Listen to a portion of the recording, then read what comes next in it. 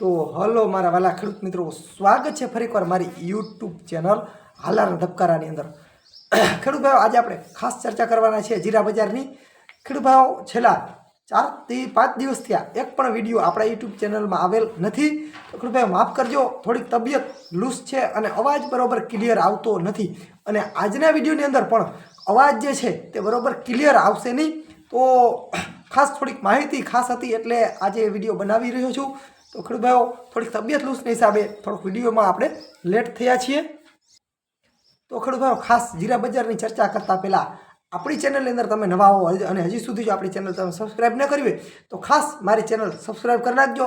અને ખેડૂત ભાઈઓ, વિડીયો લાઈક આપશો એટલે સાઈડમાં હાઇપનું નિશાન આવશે, જે દબાવવાનું ભૂલશો નહીં, જેથી કરીને અમારી ચેનલ ક્યાંક ને ક્યાંક ગ્રો મળતો રહે।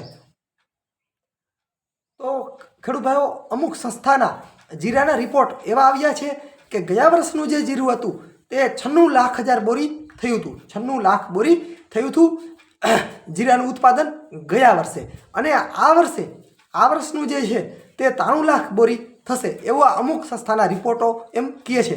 તો માત્ર આ વર્ષે માત્ર ખાલી 3,00,000 જ બોરીનો ફેરફાર થાય તો ખેડૂત ભાઈઓ, એવું ખરેખર નથી। આ અમુક જે સંસ્થાના જે રિપોર્ટ જે છે તેના અમુક બધા રિપોર્ટો સાચા હોતા નથી। એટલે ખાસ ખેડૂતોને મારી ભલામણ છે કે તે રિપોર્ટમાં પણ ખાસ ધ્યાન દેવાનું નહીં। એ રિપોર્ટ પ્રમાણે પણ આપણે જીરું બજાર કેવું થશે અને વેચવું કે ન વેચવું તે રિપોર્ટ પ્રમાણે પણ ન હાલવું જોઈએ।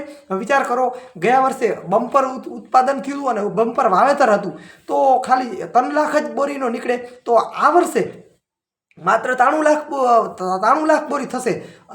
ગયા વર્ષે 96,00,000 અને આ વર્ષે 93,00,000, એટલે ખાલી 3,00,000 બોરીનો જ ખાલી ડિફરન્સ થાય, 3,00,000 બોરીનો જ।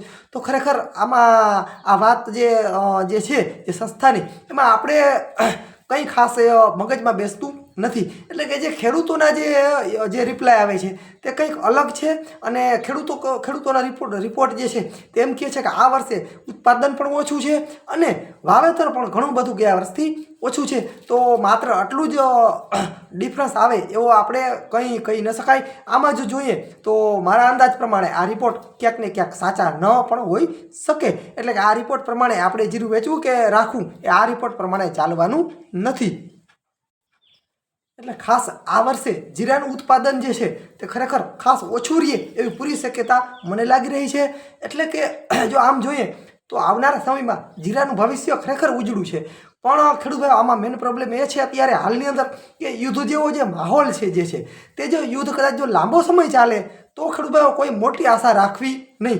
જો યુદ્ધ લાંબો સમય ચાલે તો આપણે 7-8 હજાર કદાચ જીરાનું જે આપણે માપ રાખીને બેઠા હોય તો તે ચાલવાનું નથી, આ 4,000 આસપાસ જ રહેશે।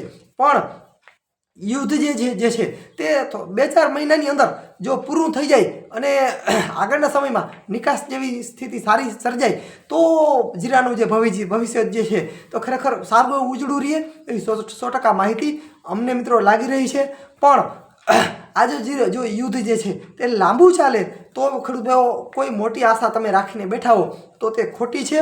તો ખાસ કોઈ 5,000-7,000 જે જીરાનો જે 20 કિલોનો ભાવ રહે એવી કોઈ શક્યતા મને હાલમાં લાગી રહી નથી। એનું કારણ છે કે જો યુદ્ધની જે કન્ડિશન જે છે તે લાંબો સમય હાલે તો પણ ખેડૂત ભાઈઓ 2-4 મહિનાની અંદર જો સકેલાઈ જાય, આ યુદ્ધ જે છે તે પૂરું થઈ જાય તો જીરાની બજાર જે છે તે મિત્રો નિકાસ પણ સારી એવી થશે અને ફાયદો પણ રહેશે।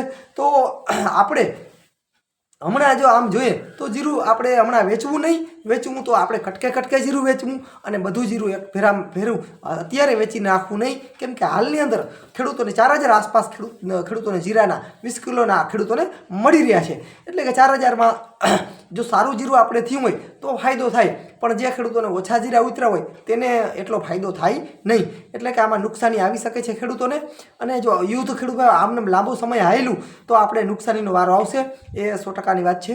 પણ જે ખેડૂતોને જૂના જે જીરા પડ્યા છે તેની અંદર જો વેચવા હોય તો આ ભાવમાં વેચી નાખો, કોઈ પ્રોબ્લેમ નથી। આગળના સમયમાં હજી યુદ્ધ કેટલો સમય ચાલે એનું કાંઈ નક્કી નહીં। અને બીજી વસ્તુ, જે ખેડૂતો પાસે જૂના જીરા પડ્યા છે તે પછી વાતરી પડે અને પાવડર થઈ જાય તો તેમાં નુકસાનીનો વારો આવી શકે છે અને વજન ક્યાંક ને ક્યાંક ઓછું થતું જાય દિવસે ને દિવસે।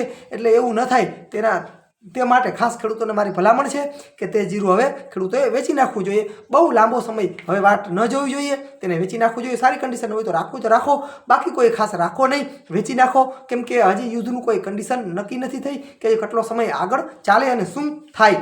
એટલે ખાસ તેના ઉપર ખાસ મિત્રો જીરાનો બજારનો ડિપેન્ડ રહેલો છે. બાકી ભારતનું જે સ્થાનિક બજાર જે છે એ તો કાયમીને માટે રહેવાનું જ છે. ભારતની જે ખાધ જે છે એ તો હંમેશા જીરાની બજારની અંદર રહેશે જ. એટલે કોઈ ખાસ બહુ મોટો ડાઉન પણ નહીં જાય.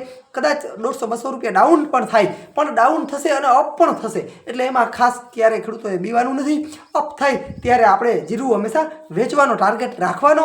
આપણે ખેડૂતના દીકરા છીએ, આપણે ખાસ જીરા બજારની આપણે જીરાના રૂપિયાની આપણે ખાસ જરૂર હોય. એટલા માટે જ્યારે અપ બજાર થાય ત્યારે વેચી નાખવાનું. અને જે ખેડૂતોને જીરા જૂના પડ્યા છે તેવા ખેડૂતોને મારી ખાસ ભલામણ છે કે હવે વેચો જીરામાં. બહુ ખાસ કોઈ મોટી તેજી હમણાં આવે એવી કોઈ શક્યતા હમણાં મને લાગી રહી નથી. બાકી ખેડૂત ભાઈઓ, જે ગયા વર્ષના જે જીરા જે છે તે જૂના જીરા અત્યારે જે સ્ટોક જે છે તે ખરેખર ખાસ એવો નડે એવી કોઈ શક્યતા લાગી રહી નહીં મને લાગી નથી રહી.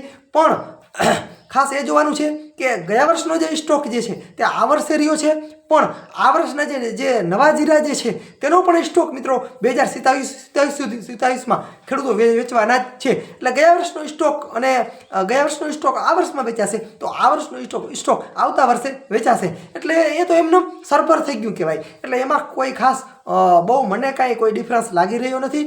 એટલે ખાસ જ્યારે ખેડૂત ભાઈઓ જીરાના જે બજાર ભાવ જે છે તે 10-12 હજાર થયા હતા ત્યારે પણ ખેડૂતોએ જીરા નહોતા વેચ્યા, ત્યારે પણ સ્ટોક રહ્યો હતો. એટલે સ્ટોક હંમેશા રહેવાનો જ છે. એટલે એમાં કોઈ કાંઈ ખાસ બીવાનું નથી. ગયા વર્ષનો સ્ટોક જે આ વર્ષે વેચાશે, આ વર્ષનો સ્ટોક જે છે તે આવતા વર્ષે વેચાશે. એટલે એમાં કોઈ ખાસ એનાથી કોઈ બીવાનું નથી. તે કદાચ 10 લાખ બોરી હોય કે 20 લાખ બોરી હોય, એમાં કોઈ આપણે બીવાનું નથી. ગયા વર્ષનો આ વર્ષે વેચાઈ રહ્યો છે, આ વર્ષનો આવતા વર્ષે વેચાશે. એટલે એમાં કાંઈ કોઈ ખાસ એવું કાંઈ બીવાનું નથી. એટલે ભાવ જે છે જે આગળ મેં તમને જેમ કીધું કે યુદ્ધ જેવી કન્ડિશન છે એટલે અત્યારે કોઈ ખાસ બહુ મોટા ભાવ ચડે એવી કોઈ શક્યતા લાગી રહી નથી. તો ગુરુભાઈ વિડીયોની અંદર બસ આટલું જ. થોડુંક મિત્રો બોલવામાં આજે થોડુંક કન્ફ્યુઝ થોડુંક થઈ રહ્યા છીએ અને પ્રોબ્લેમ એ છે કે તબિયત જે છે તે બરાબર નથી. એટલે કોઈ ખેડૂતોએ ખાસ મગજમાં નહીં લેવાનું કે ધર્મેન્દ્રભાઈ આજે તમે માહિતીમાં બરાબર મજા ન આવી, એવું તો થઈ શકે છે. કેમ કે તબિયત લૂઝ છે અને ક્લિયર અવાજ પણ નિખરતો નથી. તો ખેડૂતભાઈઓ માફ કરજો. તો ખેડૂતભાઈ બસ વિડીયોની અંદર આટલું જ. જય સિદ્ધનાથ મહાદેવર મિત્રો, જય જવાન જય કિસાન મિત્રો. મળી આવનો આ વિડીયો સાથે, ત્યાં સુધી રજા આપશો. બસ મિત્રો આજના વિડીયો અંદર આટલું જ.